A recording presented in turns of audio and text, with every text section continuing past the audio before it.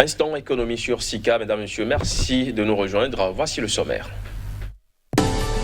L'Égypte table sur une récolte de 10 millions de tonnes de blé durant la campagne 2020-2021, soit 500 000 tonnes de plus qu'un an plus tôt, une progression qui pourrait être réalisée grâce à une amélioration culturelle. En Tanzanie, la récolte de noix de cajou est attendue à 222 400 tonnes pour la campagne 2020-2021. Il s'agit là d'un volume en baisse par rapport à l'année dernière, conséquence d'une météorologie défavorable notamment.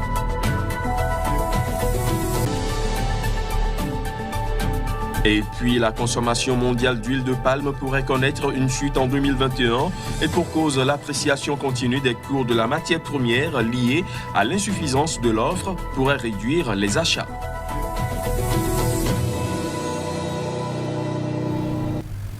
Voilà pour les titres, bienvenue à tous. L'Égypte table sur une récolte de 10 millions de tonnes de blé durant la campagne 2020-2021, soit 500 000 tonnes de plus qu'un an plus tôt. D'après des autorités égyptiennes, cette progression sera notamment réalisée grâce à une amélioration culturelle. De nouvelles variétés de blé ont en effet été développées et sont expérimentées sur le terrain afin d'augmenter la productivité. Le pays devrait également emblaver cette saison 1,45 million d'hectares contre 1,37 million d'hectares durant la campagne précédente. Pour l'Égypte, la hausse de la production locale de blé reste cruciale dans la mesure où la consommation est prévue pour augmenter dans les prochaines années avec le dynamisme démographique. Il faut dire que le pays dépend à hauteur de plus de 60% des importations pour satisfaire sa consommation s'élevant annuellement à 20 millions de tonnes de blé. En Tanzanie, la récolte de noix de cajou est attendue à 222 400 tonnes pour la campagne 2020-2021. Il s'agit là d'un volume en baisse par rapport à l'année dernière, une contre-performance qui s'explique par une météorologie défavorable et par la recrudescence de la pathologie touchant les anacardiers. Voici les détails. La filière Anarcade pourrait enregistrer une contre-performance lors de la campagne 2020-2021 en cours en Tanzanie. Selon les nouvelles prévisions annoncées par le Conseil tanzanien de la noix de cajou, la production de cette matière première devrait atteindre 222 400 tonnes durant la dite campagne.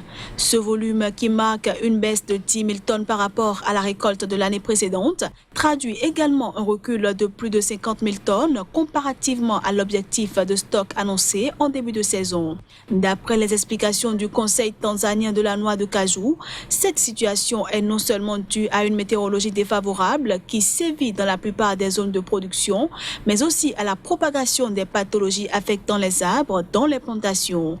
Cette nouvelle contre-performance du sous-secteur éloigne encore le pays de son objectif de production de 1 million de tonnes de noix de cajou d'ici 2025. En Tanzanie, la filière noix de cajou est l'un des principaux contributeurs au produit intérieur brut agricole. Elle génère également plus de 10% des recettes d'exportation de marchandises du pays.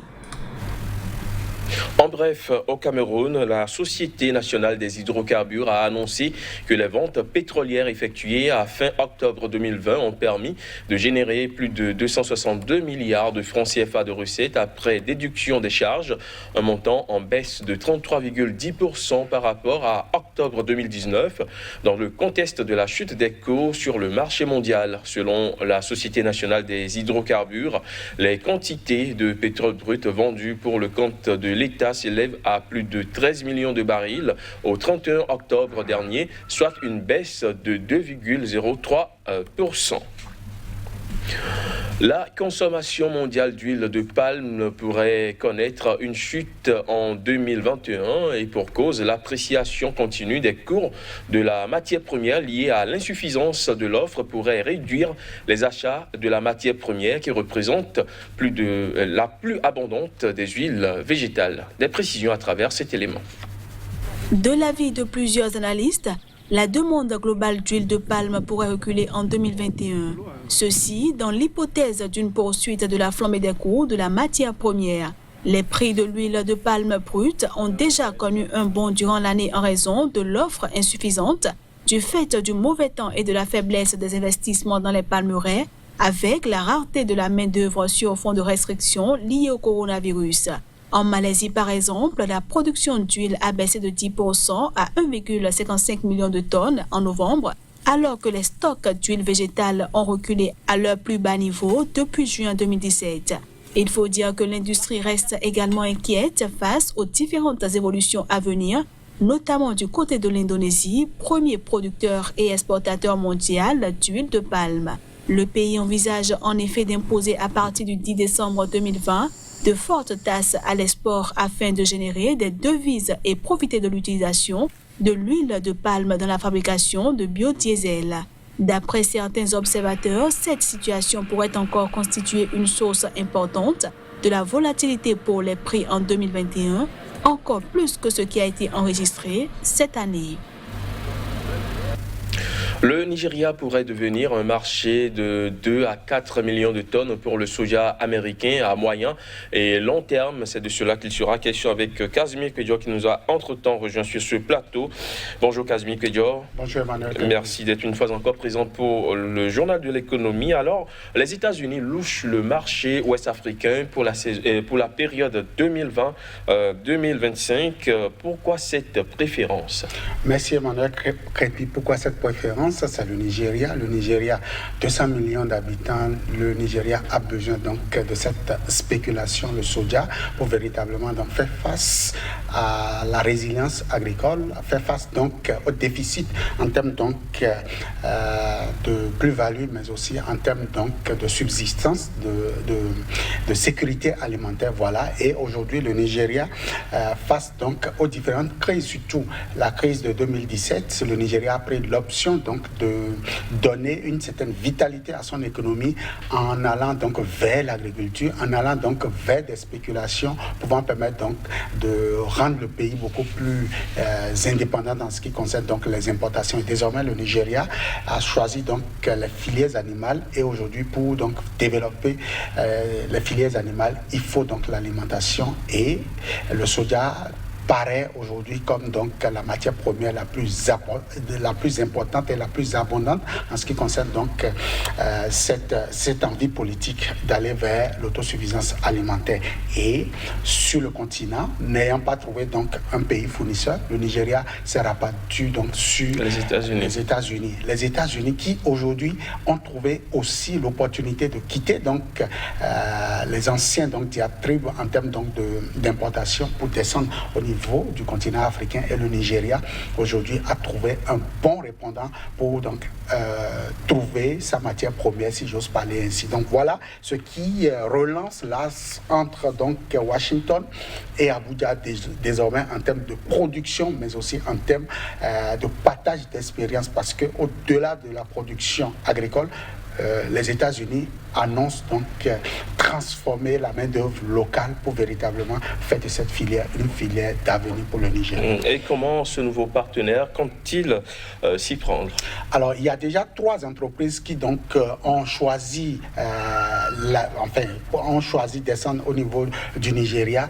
Au nom donc de ces 3 entreprises, il y aura une société qui sera créée, un centre donc d'incubation, un centre d'excellence pour le soja au niveau donc du Nigeria, qui va donc former la main d'œuvre pouvant permettre de transformer donc cette richesse-là en produit fini, mais aussi pour donc donner des informations aux nouveaux partenaires, pour donc jouer la coordination entre Washington et Abuja. Donc véritablement, il y aura un centre d'incubation sur ce qui convient donc d'appeler la filière qui sera créée au niveau donc du Nigeria. Au-delà du Nigeria, les États-Unis annoncent également d'autres centres du genre analogue au niveau du continent africain, et l'Égypte ici donc dans le starting block des pays pouvant permettre de bénéficier de ça. Mais en attendant, aujourd'hui, c'est le Nigeria qui donc retient l'attention des partenaires de Washington en ce qui concerne donc cette spéculation. Au-delà de ça, il y a aussi l'AS Abuja, Washington qui serait renforcé en ce qui concerne la mécanisation, mais aussi le transfert de compétences au niveau donc du Nigeria. Donc véritablement, le Nigeria est en train de trouver le mécanisme pouvant lui permettre désormais de faire face à sa politique, à son bon vouloir en termes de développement, et je crois que c'est une initiative à saluer. Vous l'avez déjà dit, environ 4 millions donc, de tonnes de soja d'ici donc 2025 seront louchés, enfin seront donc mis à la disposition chaque année donc du Nigeria pour véritablement compenser le déficit en termes donc de cette spéculation au niveau du pays. Alors, y a-t-il des risques pour une telle présence des États-Unis au niveau du Nigeria, ou bien y a-t-il des risques pour le Nigeria ou ses pays voisins? Bien sûr, Emmanuel Crépy, tout le risque, il est là désormais. Les États-Unis vont quitter donc Washington pour se rendre sur le continent africain. C'est un aveu d'échec pour nos dirigeants, c'est un aveu d'échec déjà pour le Nigeria lui-même, parce que les importations aujourd'hui représentent un véritable contre-performance pour nos économies.